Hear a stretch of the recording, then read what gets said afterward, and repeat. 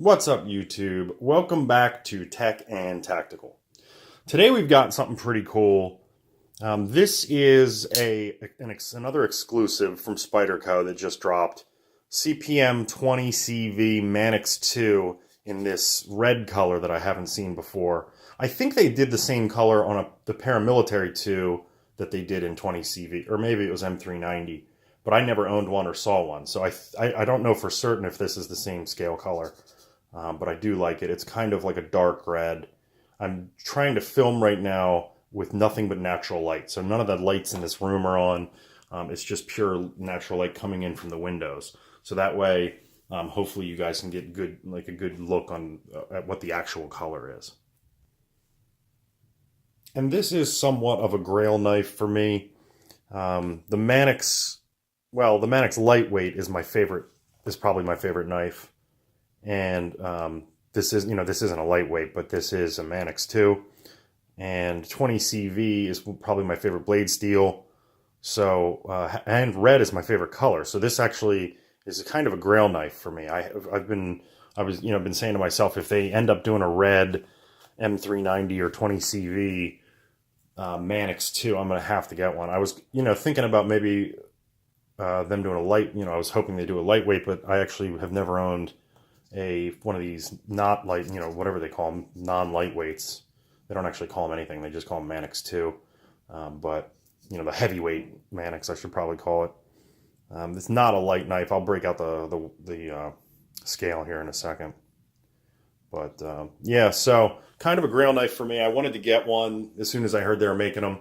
DLT Trading's, a reputable source, so it seemed like a kind of a no-brainer. So the blade steel is 20 CV. It's one of the better blade steels you can get, I think, for all around EDC use or anything in kind of a wet environment. This is great for, and it's the Manix. For me, the most ergonomic knife that I have used. There's jimping everywhere. I mean, there's traction all over this thing.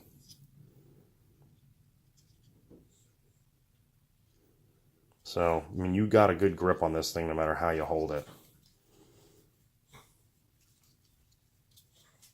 So I did drop it the other day. So I wanted to show you guys this because I'm sure nobody out there is going to do this on purpose. So if you're wondering what happens if you drop it on the brick, ground. And I only dropped it from pocket height. So it's only, 3 feet or something. And you can see that the G10 is marked in 3 places right here, and then it's marked pretty bad right here. I think it would probably bother me more if this was if I was going to sell it, like if I was planning on buying it, and then some people buy these and then wait until you can't get them and then sell them for a profit. I'm not planning on doing that. I mean, this is a knife that I'm going to carry and use. It's not an extremely expensive knife. These were $129, I think, which is crazy, or maybe it was $139. But either way, it's a complete steal for what that is. Great knife. I mean, the regular ones are $120 or something, $115 sometimes. I think I've seen them. Again, the price did just increase though, so all of everything I'm saying is probably out of date.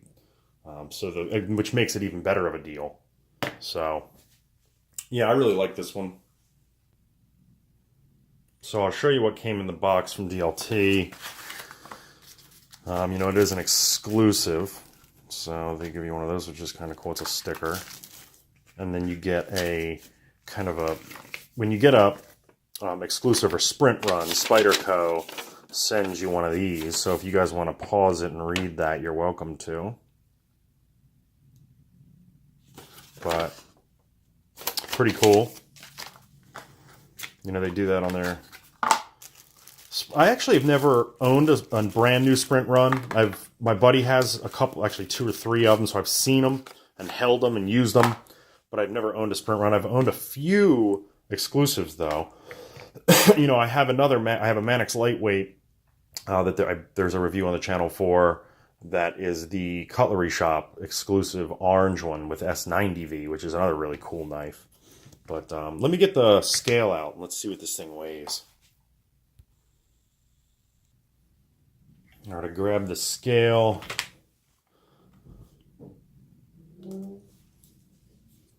All right, it's zeroed out. So yeah, it's 4.22. So it's not, this is not a lightweight knife, but it's not heavy either. I always say the cutoff to comfortably daily carry something is like, under 5 ounces, and it's comfortable as far as I'm concerned. There's definitely no blade play. And this lockup is solid. I really do like the ball bearing lock that they do for the Manix. Let me back it up. Yeah, I really like the ball bearing lock. Very smooth knife. It does fall shut if you hold it straight up and down, but I'm trying to hold it in front of the camera. It does fall shut if you hold it straight up and down.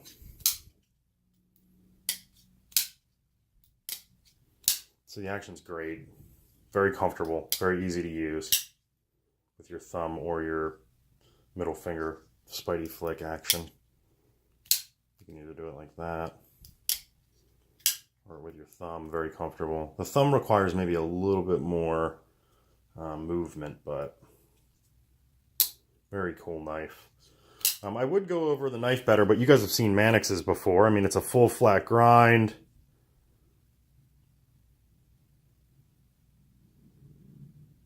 Like I said, 20 CV, awesome blade steel. Incredibly ergonomic. Lots of jimping all over the knife of different kinds. Really cool knife. So yeah, and as I said, this is a user as far as I'm concerned. I'm going to carry it and use it. Also USA made, like you guys probably know. So yeah, nothing but good things about this one. I had only done a quick unboxing on the knife, so I wanted to just give you guys a couple close-ups, tell you about it a little bit, tell you what I thought of it so far. I think it's great. I love these, but I'm partial to the Manix, so I was gonna like it. So thanks for coming. Thanks for watching another episode of Tech and Tactical. Please like and subscribe. Maybe comment something down below. Tell me if you guys have any Manixes or what you think of this knife, all that. I'd love to hear from you. And thanks for watching. Later on.